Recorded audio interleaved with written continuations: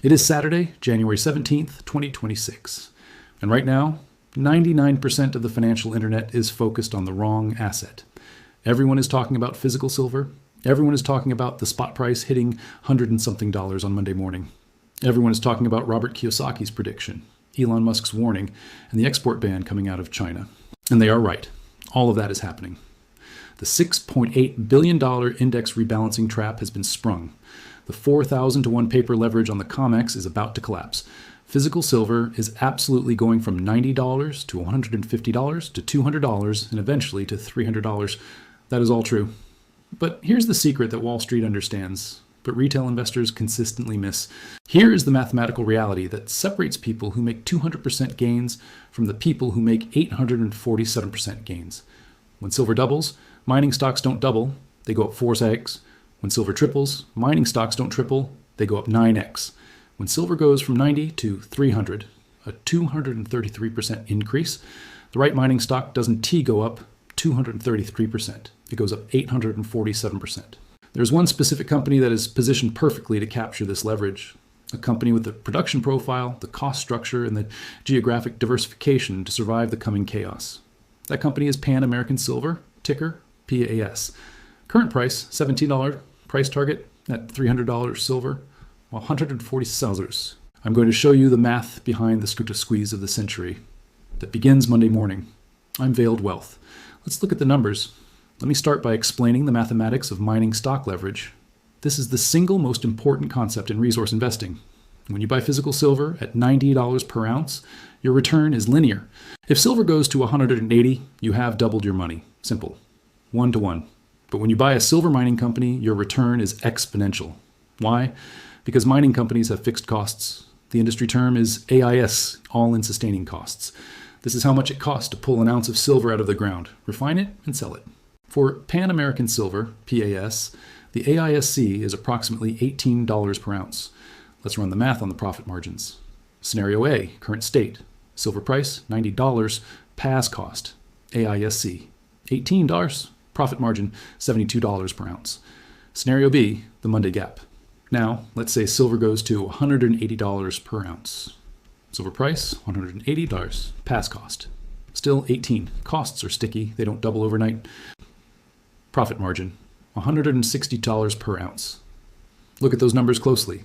The silver price increased by 100% from 90 to 180, but the profit margin increased from $72 to $162. That is a 125% increase in pure profit. But we aren't done. Mining stocks don't just trade on current cash flow. They trade on the net present value, NPV, of their reserves. Pan American Silver sits on approximately 600 million ounces of silver equivalent reserves. At a $72 margin, those reserves are worth roughly $43 billion in future profit. At a $162 margin, those reserves are worth $97 billion. The value of the ground they own more than doubles. And this doesn't even account for the sub-economic resources, the low-grade dirt that is not worth mining at $90, but becomes a gold mine at $180. That is optionality. And in a squeeze, the market pays a massive premium for optionality. So, is $147 per share a fantasy? No. It is the logical result of applying standard PAA multiples to the new reality. Let's look at this valuation right now, today, Saturday the 17th. Current price, $17. Market cap, $6 billion. Annual production, 121 million ounces. Current profit at $90 silver, $1.5 billion annually. Current PE ratio, 4x. This is absurdly cheap. Historically, in a bull market, silver miners trade at 8x to 12x earnings. Now, let's look at Monday morning. Kiyosaki predicts $107 silver. Let's assume he's right. Silver, 107. Margin, $89 per ounce. New annual profit, $1.87 billion. If the market just keeps the same conservative 5x multiple, the market cap should re-rate to $9.3 billion. That gives us an implied share price of $26.48. That is a 55% gain likely happening in the first 4 hours of trading on Monday. While physical silver moves 18% from 90 to 107, the miner moves 55%. That is the leverage. You might ask, why PAAS? Why not First Majestic? Why not a junior miner? Not all miners are created equal. Some will blow up. Some will get nationalized. Some will dilute you. You need the Goldilocks stock. not too small to be risky, not too big to lack growth. Here are the 5 reasons why PAAS is the vehicle for this trade. 1. Geographic diversification, the anti-China play. PAAS operates 9 producing mines across Mexico, Peru, Bolivia, Argentina, and Canada. Why does this matter? Because of the China export ban. On January 1st, China restricted silver exports. The world is splitting into 2 supply chains: the East, China, Russia, and the West, Americas. PAAS mines in the Americas. They are the supply chain for Tesla. They are the supply chain for North American industry. They are immune to the Chinese restrictions. 2. The silver to gold hedge PAAS is roughly 60% silver, 40% gold. This is critical. If the silver squeeze has a momentary pullback, but the gold production provides a floor under the stock price. It stabilizes the volatility while still giving you massive exposure to the squeeze. 3. The cost structure. We mentioned the $18 AISC. This is competitive for a major miner.